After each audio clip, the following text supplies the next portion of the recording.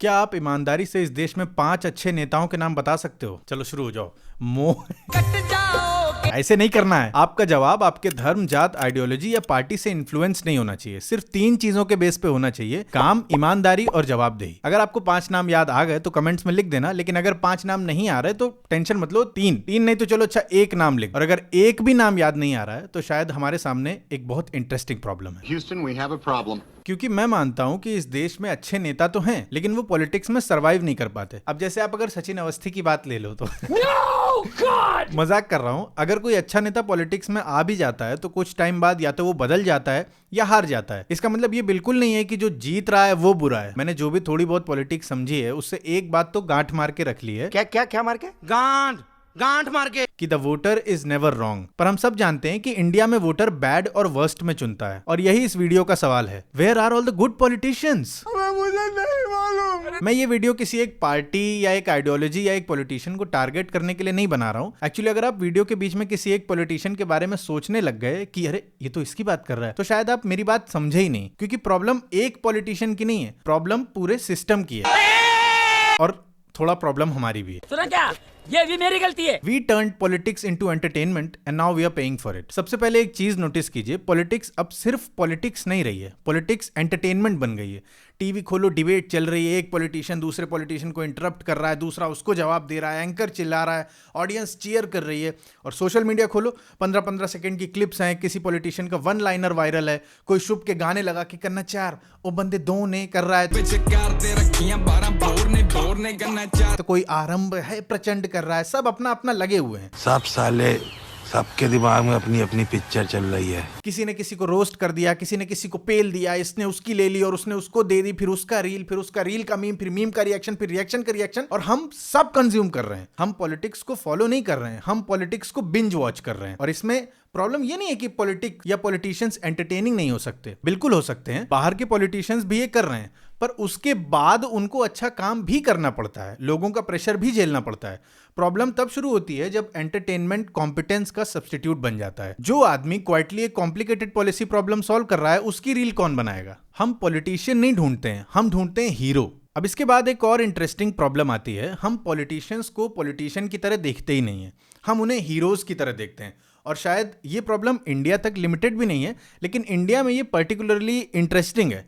हमको ऐसा पॉलिटिशियन पसंद आता है जो पावरफुल लगे, स्ट्रांग लगे, किसी को डांट सके, किसी को सीधा कर दे। आपने देखा होगा सब पॉलिटिशियंस पता नहीं अपने आप को शेर क्यों दिखाना पसंद करते हैं, जबकि और भी वाइज जानवर हैं और अकलमंद और खूंखार जानवर भी हैं, पर सबको दिखाना है शेर। शेर क्या करता है? दूसरे कमजोर जानवरों के छोटे बच्चों को मार के खाता है।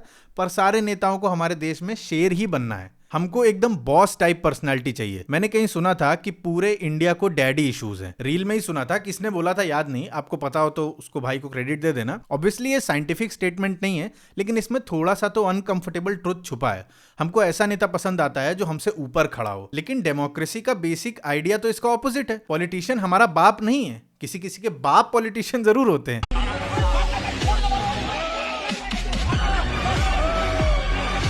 पॉलिटिशियन हमारा एम्प्लॉय है और हम उसके एम्प्लॉयर हैं, लेकिन हम बिहेव ऐसे करते हैं जैसे पॉलिटिशियन हमारा फेवरेट सुपर हीरो हो या हमारी फेवरेट आईपीएल टीम हो। और फिर अगर कोई आम आदमी पॉलिटिक्स में आता है तो आम आदमी हम उसमें प्रॉब्लम ढूंढना शुरू कर देते हैं कि ये तो इतना यंग है, इसको एक्सपीरियंस क्या है, इसकी पर्सनालिटी स्ट्रांग नहीं है, ये तो बहुत सिंपल है, ये पावरफुल नहीं लगता, इसमें लीडरशिप वाली बात नहीं है, ये खांसता बहुत है। आम आदमी मजाक कर रहा हूँ, मजाक है, ठीक है। चड्ढा समझाओ इसे, समझाओ। लीडरशिप वाली बात नहीं का एग्जैक्टली मतलब क्या है? अगर एक 28 साल का नॉर्मल एजुकेटेड आदमी पॉलिटिक्स में आए, जो तुम्हारी तरह मेट्रो में ट्रैवल करता हो, ईएमआई देता हो, जॉब करता हो, तो वो पॉलिटिशियन बनने के लायक क्यों नहीं है? या हमें सिर्फ वही आदमी चाहिए जिसके आसपास 50 लोग चल रहे हो?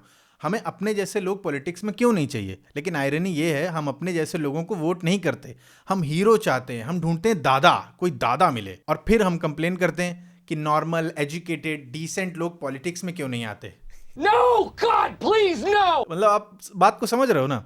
शायद वो इसलिए नहीं आते क्योंकि उन्होंने हमें देख लिया है कि हम कैसे वोट करते हैं। We don't need a good politician, we need a perfect politician. हम नए पॉलिटिशियन से तो परफेक्शन एक्सपेक्ट करते हैं, पर अगर कोई स्टैब्लिश्ड पॉलिटिशियन है तो उसमें भले ही 10 गलतियां हो, हम उसको टॉलरेट कर लेंगे। लेकिन अगर कोई नया आदमी पॉलिटिक्स में आ रहा है तो हम बोलेंगे इसने ये गलती क्यों की, इसने ये स्टेटमेंट क्यों दिया, इसको ये नहीं पता, इसका एक्सपीरियंस कितना है। नमक कम है, जोड़ी सही नहीं है। टेंट सही नहीं है। और धीरे धीरे हम उसे एक इम्पॉसिबल स्टैंडर्ड पे जज करने लगे। पर यहाँ मैं लिटरल क्राइम या करप्शन की बात नहीं कर रहा हूँ, वो अकाउंटेबिलिटी वहां पर होनी चाहिए। सोचो अगर आप एक कंपनी के लिए एम्प्लॉय हायर कर रहे हो तो आप उसमें क्या देखोगे कि ये काम कर सकता है कि नहीं, ऑनेस्ट है कि नहीं, रिस्पॉन्सिबिलिटी लेता है, गलती होने पर एक्सेप्ट करता है, इंप्रूव करता है, और अगर रिपीटेडली परफॉर्म नहीं करता है तो फायर हिम। बस पॉलिटिक्स में भी आइडियली यही होना चाहिए। कोई पॉलिटिशियन परफेक्ट नहीं होता, क्या ह्यूमन बीइंग भी कोई परफेक्ट नहीं होता। प्रॉब्लम यह है कि हम पॉलिटिशियन को एम्प्लॉय नहीं समझते। और एक प्रॉब्लम जो शायद सबसे ज्यादा हमारे अंदर है कि हम एक बार किसी पॉलिटिशियन को सही या गलत मान लेते हैं तो उसके बाद हमारे लिए अपनी ओपिनियन बदलना बहुत मुश्किल हो जाता है। एक बार जो मैंने कमिटमेंट कर दी उसके बाद तो मैं खुद की भी नहीं सुनी। क्योंकि किसी पॉलिटिशियन को गलत मानना सिर्फ उस पॉलिटिशियन को गलत मानना नहीं होता है, कहीं ना कहीं ये एक्सेप्ट करना भी होता है कि हाँ हम भी गलत थे, और ये हमारे लिए बहुत अनकंफर्टेबल है। अगर मैंने किसी पॉलिटिशियन को सपोर्ट किया है, उसके लिए आर्ग्यूमेंट्स किए हैं, उसके अगेंस्ट बोलने वालों से लड़ा हूँ, सोशल मीडिया पे उसको डिफेंड किया है, तो कल अगर मुझे कोई एविडेंस मिलता है कि उस पॉलिटिशियन ने कोई डिसीजन गलत लिया था तो मेरे दिमाग को ये एक्सेप्ट करना पड़ेगा कि शायद मेरी चॉइस गलत थी, और हम अपनी चॉइस को गलत मानना नहीं चाहते। इसलिए हम फैक्ट्स को ऑब्जेक्टिवली देखने के बजाय अपने फेवरेट पॉलिटिशियन के फेवर में एक्सप्लेनेशन ढूंढने लगे। अगर हमारा पॉलिटिशियन कुछ अच्छा करे तो हम बोलेंगे कि देखा मैंने कहा था मैंने, और अगर वही पॉलिटिशियन कुछ गलत करे तो हम बोलेंगे अरे तो वो दूसरे तो इनसे भी ज्यादा गलत करते हैं। ये सिर्फ पॉलिटिक्स में नहीं होता है, ये नॉर्मल लाइफ में भी होता है, लेकिन पॉलिटिक्स में इसका इंपैक्ट बहुत बड़ा होता है, क्योंकि यहाँ हम सिर्फ एक ओपिनियन नहीं डिफेंड कर रहे होते हैं, हम अपनी पूरी आइडेंटिटी और अपने जजमेंट को डिफेंड कर रहे होते हैं। और जब हम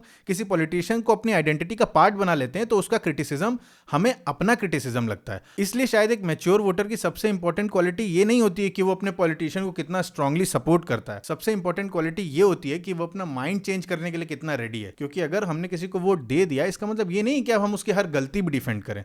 वोट लॉयल्टी कार्ड नहीं है, परफॉर्मेंस रिव्यू है। चलिए अब लेन देन की बात कर लेते हैं। भाई मतलब पॉलिटिक्स इज एक्सपेंसिव। इस बारे में बात मैंने अपने पिछले वीडियो में भी की थी, अभी भी थोड़ा सा ब्रीफ में आपको समझा देता हूं। पॉलिटिक्स इज एक्सपेंसिव, बहुत ज़्यादा एक्सपेंसिव।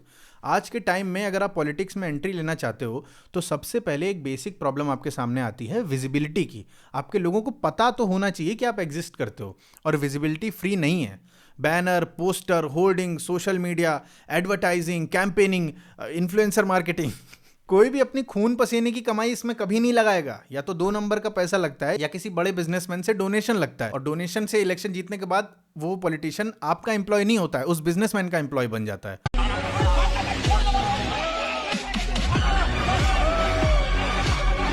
और बाकी इसके बारे में मैंने बहुत डिटेल में बात अपने पिछले पॉलिटिक्स वाले वीडियो में की है, तो आप वो जाके देख लेना, मैं एंड में इधर कहीं लगा दूंगा। कुल मिला के बात का पॉइंट ये है कि पैसे के बिना आप ईमानदार आदमी तो पॉलिटिक्स में आ ही नहीं सकता। अब वापस से वही सवाल आ जाता है कि where are all the good politicians. मुझे लगता है इसका आंसर थोड़ा अनकंफर्टेबल है। वो हैं, लेकिन वो ढूंढने से मिलेंगे, ना कि टहलते टहलते बस पोलिंग बूथ पे पहुंचे और सीधा ईवीएम में नाम और ऊपर के 4 सिंबल देके कोई भी बटन दबा के घर आ गए। हमें हर कॉन्स्टिट्यूएंसी में बेटर कैंडिडेट्स चाहिए, हर लेवल पर, म्युनिसिपल लेवल पर, state level, parliament, local politics. और इसके लिए हमें पॉलिटिशियंस को देखने का तरीका बदलना पड़ेगा। हमें पॉलिटिशियंस में ऐसे लोग ढूंढने पड़ेंगे जो हमारे जैसे हों, जो परफेक्ट ना हो, जो कभी गलती करें लेकिन रिस्पॉन्सिबिलिटी लें, जो डिसएग्रीमेंट टॉलरेट करें, जो हर वक्त कैमरा के सामने परफॉर्मेंस नहीं करने लगे, जो सिर्फ पावरफुल नहीं दिखना चाहते हो, हर समय काम करना चाहते हो।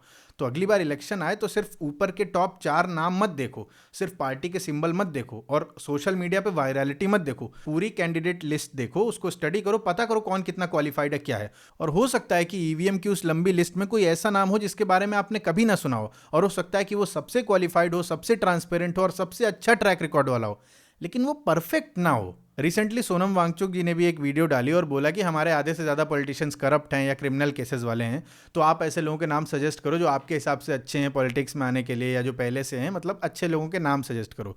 तो आप उनसे एग्री करो या ना करो, आपके हिसाब से जो भी आपके 5 हैं उनका नाम आप कमेंट कर देना, हम डिस्कस करके कमेंट में कुछ सोल्यूशन निकालेंगे। और ज़रूरी नहीं है कि उन 5 में से जो नाम हो वो सारे फेमस हों, हमें अच्छे लोगों को ढूंढ के फेमस करना पड़ेगा। और क्या पता जो नाम आप लोग कमेंट करो उन्हीं नामों में हमारे देश का अगला लीडर छुपा हो। बहुत बहुत धन्यवाद, thank you for watching. Please यार मेरा नाम मत लिखना, ठीक है? मैं फीलिंग आपकी समझता हूं, पर I have retired from politics.